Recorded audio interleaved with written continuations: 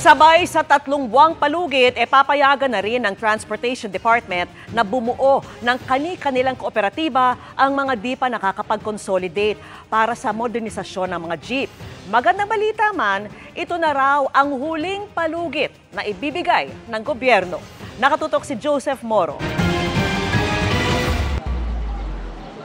Nakahinga ng maluwag ang mga jeepney drivers sa terminal na ito sa Nagtahan matapos bigyan ng Pangulo ng hanggang April 30 ang mga unconsolidated na mga traditional na jeep na bumuo o sumali sa mga korporasyon o kooperatiba.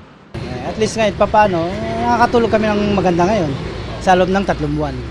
Ayon sa Department of Transportation, dahil sa extension, wala na munang mangyayaring hulihan sa February 1 at yung mga hindi nakaabot doon sa December 31 deadline para mag-consolidate ay pinapayagan na ngayon na bumuo ng kani-kanilang mga korporasyon at hindi na sila pipilitin na sumali sa iba. Mas gusto na raw ito ng mga jeepney driver. Kami na rin, hindi na namin ibibigay itong aming rota. Kami-kami na lang ang bubuo kung kanakailangan.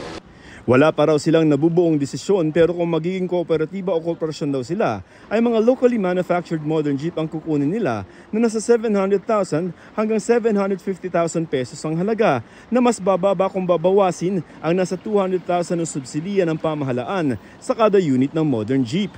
Kaya po namin hulugan yon. Kaysa dun sa 2.8 na masyadong rich. Pangmayaman po yun, yung pangmasa po yun. Pero sabi rin ng mga jeepney driver baka raw kulang pa rin ang 3 buwan na extension para makakalap ng pondo para magpalit ng unit. Sabi naman ng DOTR may 2 taon para makapagpalit ng unit ang mga nag-consolidate na mga jeepney driver. Ang piston naman, bagaman masaya na may extension na ibinigay, maganda pa rin nila na itigil muna ang programa para mapag-aralan ang mga aspeto nito tulad na lamang ng pagbawi ng prangkisa. Ang gusto ng piston, payagan ng mga single operator at huwag bawiin ang mga individual na prangkisa na hindi raw pwede, sabi ng DOTR. Hindi katulad sa ngayon, yung po nga inilalako na kooperatiba ng DOTR at ng LTFRB, ito yung sinasabi natin, pagmumonopolyo sa usapin ng serbisyo sa ating mga mamamayan. It will be contrary to the concept of consolidation. No? Dito sa consolidation, we will be very firm, no? We will require consolidation. Sabi naman ng DOTR sa mga jeepney driver na sasali ng korporasyon, hindi daw otomatikong kukunin ng korporasyon ang mga jeep na mga miyembro nila na pwedeng gawing pribadong sasakyan.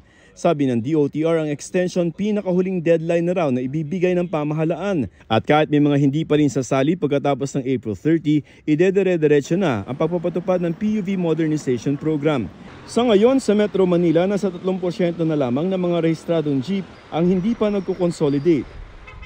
Para sa GMA Integrated News, Joseph Morong, nakatutok 24 oras.